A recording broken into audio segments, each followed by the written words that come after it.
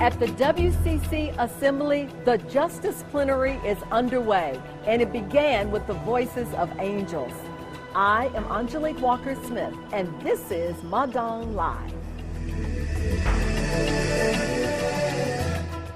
In the show today, we get your views on the Justice Plenary. We tell you more about the committee reports. What are they, and why do we have them? We give you the latest on the election of a new Central Committee. And we interview two amazing women.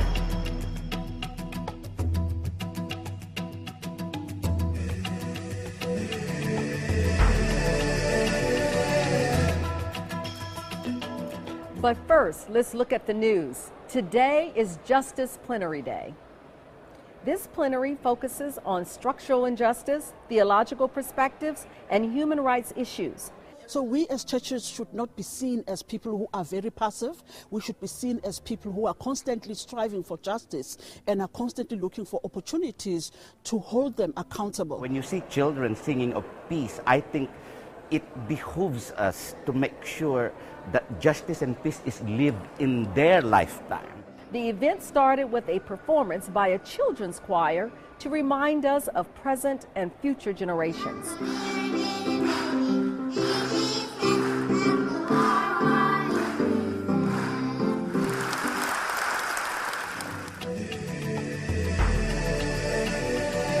The committees at the WCC Assembly started to give their report backs last night.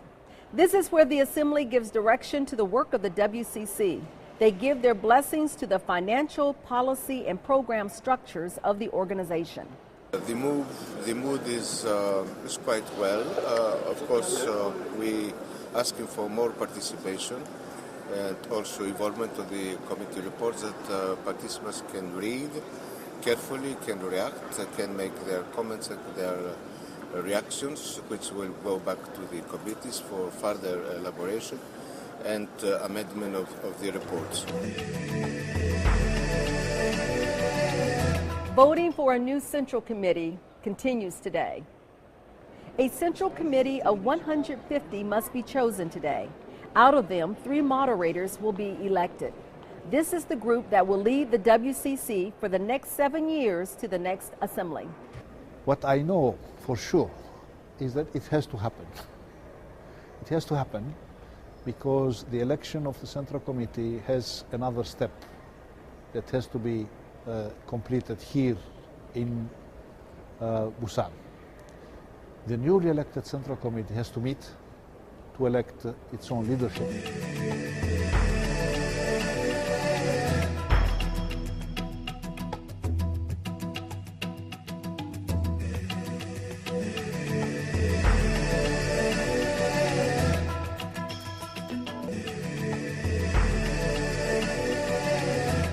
Rights issues are high on the agenda of the World Council of Churches.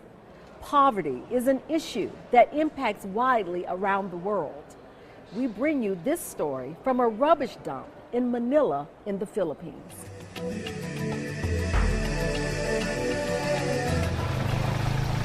Smoky Mountain, an open trash pit on the outskirts of Manila, has more than 2 million metric tons of waste. It is also home to some 30,000 people. This is the community that we call the Smoky Mountain 2, because originally there was the Smoky Mountain number 1, which was demolished. And Smoky Mountain number 1 was actually the result of the ravages of World War II. So Manila was one of the second most destroyed city in the world.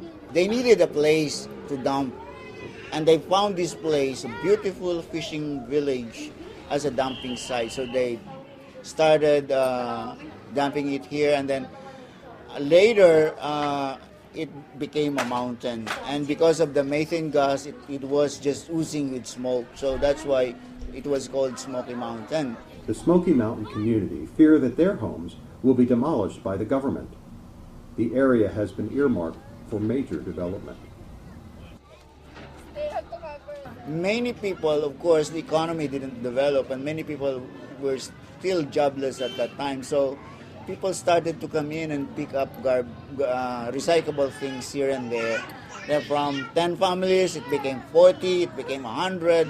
Now we're talking about 1,000, 1,700 families living in this area. Development is okay, but if it is a development that includes the people, people is part of development. What is development without the people, involved?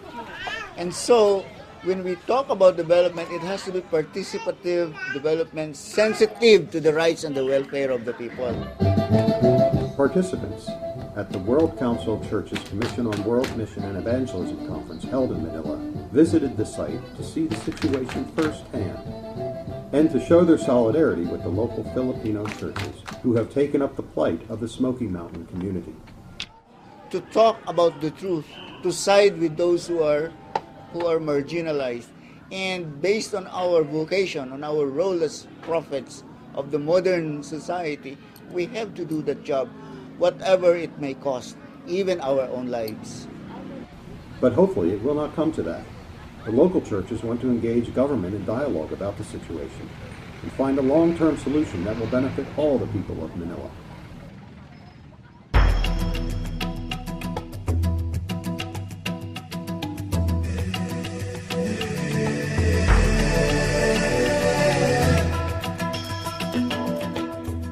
Yesterday, I had the opportunity to talk to two remarkable women. We spoke about the issues of justice and how they impact on the world today. Here now is that interview. Ladies, welcome. Thank you. So great to be here. It's so great to have you, and thank you for saying this, that you would be here today. Thank you. Great. Thank you. So today the theme is unity, and we want to talk about this from a women's perspective. Say a bit about what unity means in terms of the community of men and women when you think about the ecumenical movement. And either one of you can start. Well, I think that one of the issues about unity for women is that it has often been depicted as a singular expression.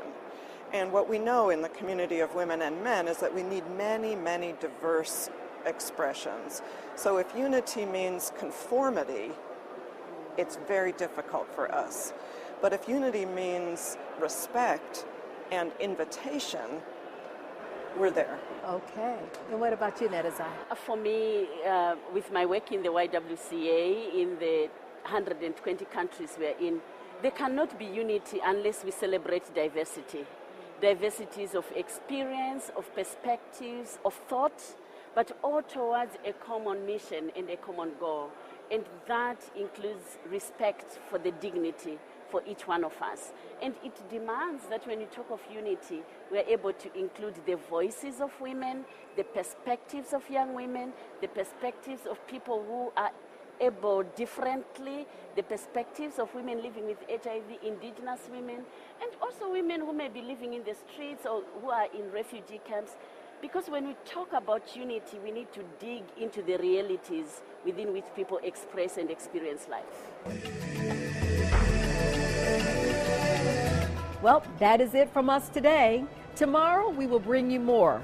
And hopefully we can give you a report on the Central Committee that hopefully has been finalized. Keep watching. I'm Angelique Walker-Smith with Madang Live.